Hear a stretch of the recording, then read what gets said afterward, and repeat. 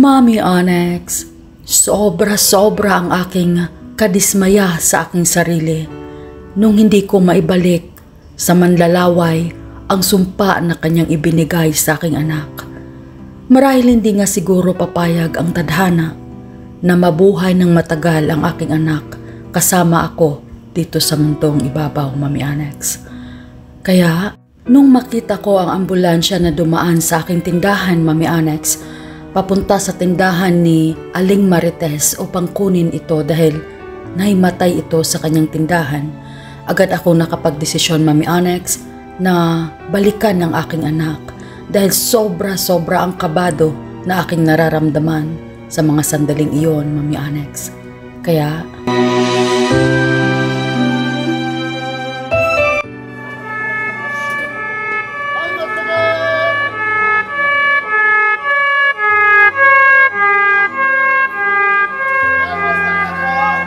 hala, ano kayang nangyari kay Aling Marites?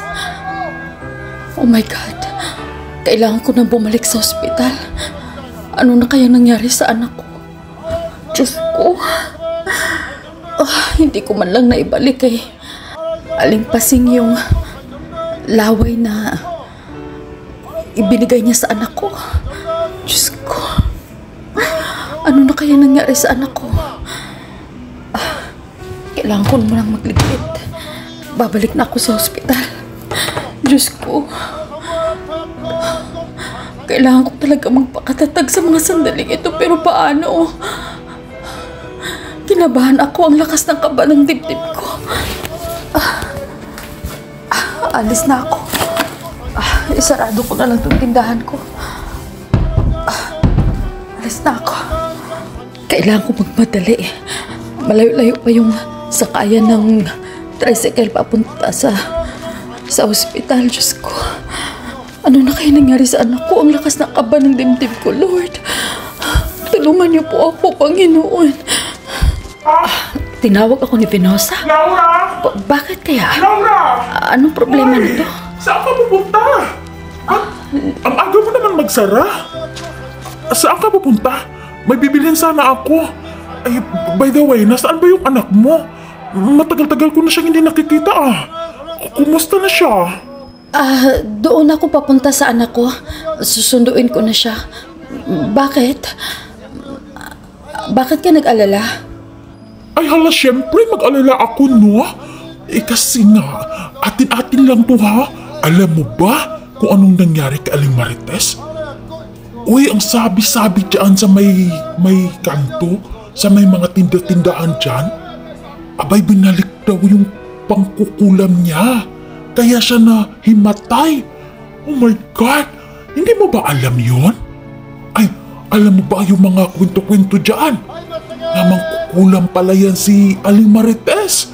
Manlalaway pala yan siya dahil sa kanilang probinsya. Pero yan si Aling Pasing, ano pala yan siya? Manggagamot pala yan. Alam mo ba kung bakit ko nalaman yan?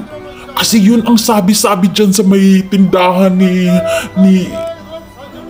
Mang Carlos. Diyos ko, na si Aling Pasing, ginamot niya yung sarili niyang apo kasi kinulam daw, nilawlawayan daw ni Aling Marites.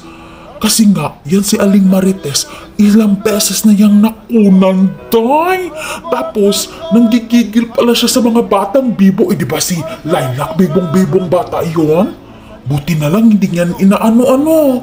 Ay naku, ingatan mo yung anak mo.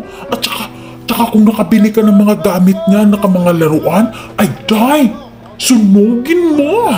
Diyos ko, ingatan mo talaga yung anak mo. Kung ganon, hala, maraming salamat sa binalita mo sa akin, Venosa. Diyos ko, gusto ko nang puntahan ang anak ko, gusto ko nang makita siya. Ay, bakit? Bakit? Ano palang nangyari kay Lilac talaga? Ha? Laura? Ay, tingnan mo, nandyan si Aling Pasing. Aling Pasing! Halika pa dito. Kausapin mo si Laura. Sabihin mo sa kanya kung anong klaseng tao yan si Aling Marites. Bilisan mo! Kapag ano ba to? Hindi na ako makapagsalita ng maayos na excited ako. Bagal-bagal mong maglakad. Halika na dito, Aling Pasing! Bakit ba? Ay, nagkabulol-bulol ka na bakla. Ay, nako. Ano ba problema? Ha? Aling Pasing, totoo ba yung balita na si Aling Marites ay isang manlalaway? Ha? Ay, oo. Totoo yan. Ay, minsan na niyang pinaglaruan yung apo ko. At saka naalala mo si ano ba yung Venosa? Sino ba yung babaeng yon? Nagtitinda din yan sa may tapat ng tindahan ni Marites. Si Kamigs Inday. Oo, si Kamigs Inday. Di ba may anak yun siya? Ay, lumapit din yun siya sa akin. Ay, pinapagamot niya yung anak niya na nilalawayan din ni Aling Marites. Buti na lang naagapan agad. Kung hindi, ay nako. Ngayon, bumalik na sila sa Bacolod. Kasama yung anak niya at yung asawa niya. Kaya ayaw na niya dito daw, sabi ni Kamigs Inday. Ayaw na niya tumira dito sa lugar natin hanggat nandyan si Aling Marites. Ay, talaga. Kaya, kumusta pala si Lilac? Totoo bang okay lang si Lilac?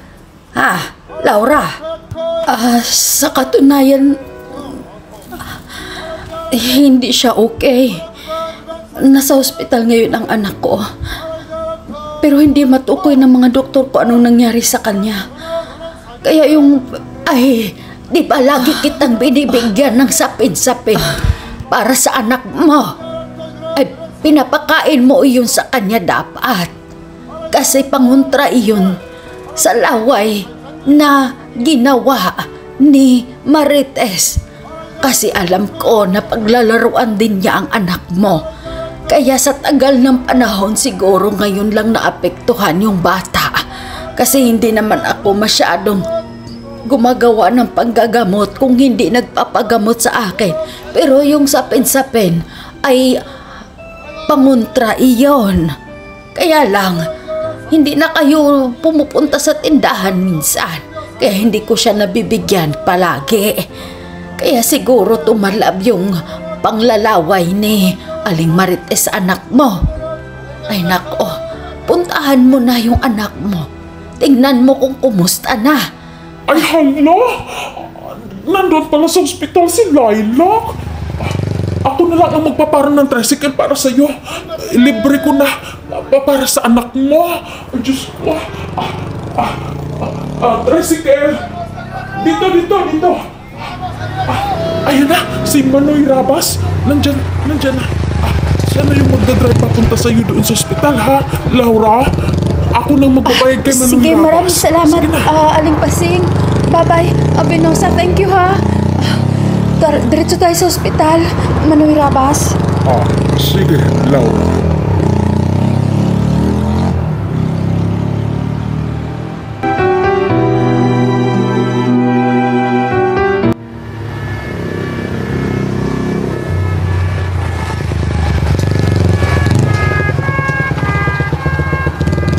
Maraming salamat, Manoy Rabas, sa paghatid mo na sa akin dito sa hospital.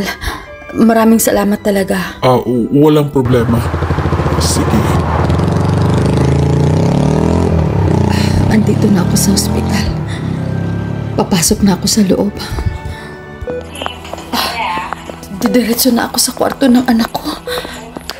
Gusto ko na siyang makita. Diyos ko.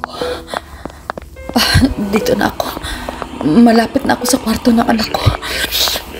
Buksan ko na yung pintuan. Gising na si Lilac. Hanggang ngayon di pa siya dumating. Lilac? Nay! Nandito ka na, Nay! Saan ka na galing, Nay? Kanina pa kita hinihintay. Alam mo, Nay, yung matanda, bigla siyang nawala. At hindi ko na siya nakikita. At tingnan mo, Nay, tingnan mo yung paa ko, Nay. Wala na yung marka. Maraming salamat, Diyos ko. Tia Mahila, maraming salamat sa tulong mo sa sa anak ko ha.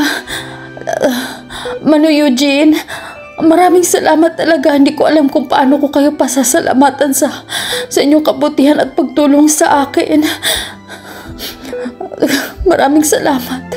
Jonah, maraming salamat. Diyos ko, thank you.